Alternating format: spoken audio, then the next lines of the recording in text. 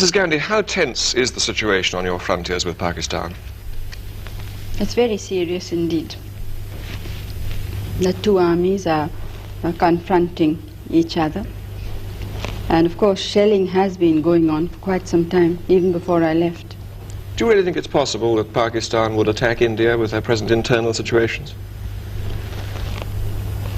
Well, when there is the sort of chaos which they obviously have, they may take desperate action and feel that an external enemy might unite some of the people there. What about you? Is there a situation in which you might attack Pakistan? Well, I hope not. India has always tried to be on the side of peace and negotiations and so on. But of course we can't endanger our security in any way. Do you frankly expect to see war with Pakistan soon? It does look to many people as if it's inevitable. I don't think one can really give an answer to a question of this kind. Because as I said, we are trying everything possible to prevent it. But do you support the Bangladesh guerrillas? Do you support a separate state in East Pakistan?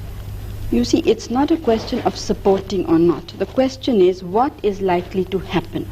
I don't think we can shut our eyes to the situation in a neighboring state. I think, and I personally think that most of the world believes this, so they may not be willing to say it out openly, that Pakistan as it existed can never be the same again. Why have you not felt able to agree, as the Pakistani president has, and he suggested it, that you should withdraw some troops from your frontiers? Pakistan, as I moved its troops forward a considerable time before we did. Now, while they were there on our border, nobody raised any question that this endangers peace, it endangers our country. Now, when we felt compelled in the interest of our defense, the whole world seems to have woken up. Now, it seems a very unrealistic situation to me. And as far as going back is concerned, our positions are much further back. I mean, we don't have a second line that could serve us should Pakistan decide to attack after all. So it would not be, I don't think I would be doing my duty to the country and to the people if we would agree. And one thing you must remember is that we have never attacked anybody, but we have been attacked 3 times. But don't you think the situation on your frontiers might be less dangerous if you personally were to meet Yahya Khan, so that you understood each other's positions more clearly? Have you read some of Yahya Khan, the president's speeches and interviews? Yes. Well, and do you still think it would serve a useful purpose? Maybe you would understand each other's positions on the frontier better. You'd understand why your troops are stationed there. No, I understand it perfectly well. There's absolutely no doubt in my mind.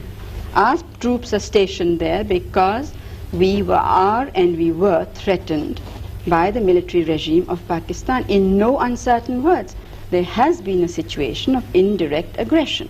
Final question. The refugees are still coming over and you have this enormous problem in India. How much longer can you sustain this? Oh, we can't sustain it now longer.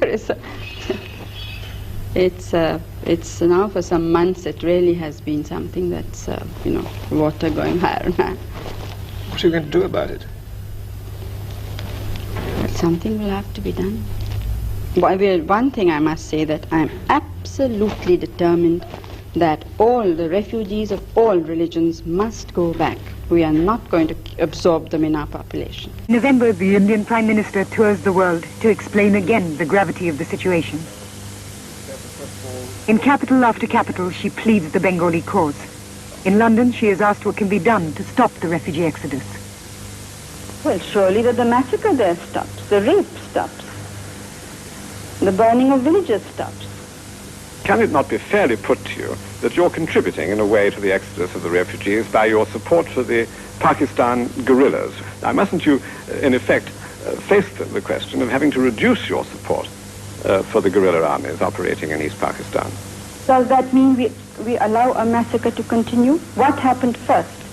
How many people were killed according to your correspondence of British newspapers, of American newspapers, of French newspapers, Canadian newspapers, Arabian newspapers? The massacre began long before there was a single guerrilla. But it's a contribution to quietening the situation, as I say. No, what does quietening mean? Does it mean that we support the genocide? And do you think it can be stopped? Do you think people are going to sit aside and watch their women raped in front of them? And say that, no, we are going to quieten the situation? That's not quietness.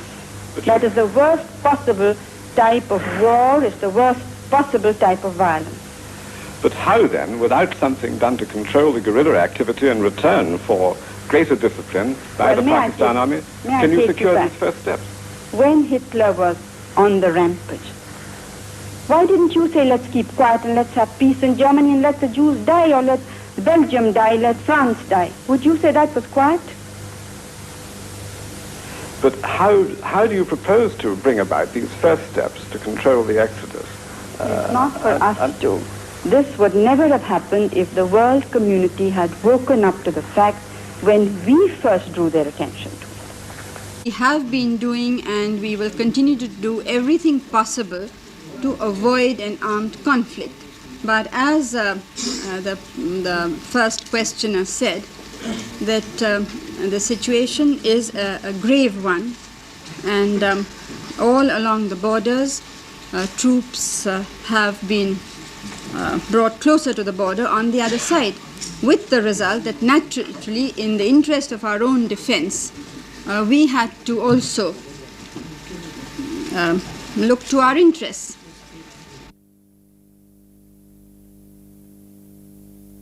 What is there to discuss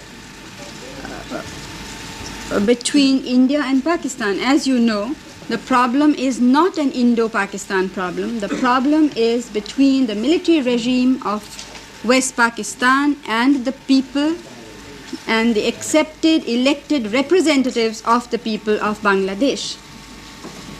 Any solution which is found must satisfy the people of Bangladesh and, as I said, the people whom they elected not too long ago to represent them, to the United Nations formally sending observers. Well, because we see no need for them. What is the purpose of their coming here? It is said that they will come and see why the refugees are not returning. Now, it seems to me rather a ridiculous question when every day 35,000, 40,000, 42,000 are coming. This is the reason why they're not returning.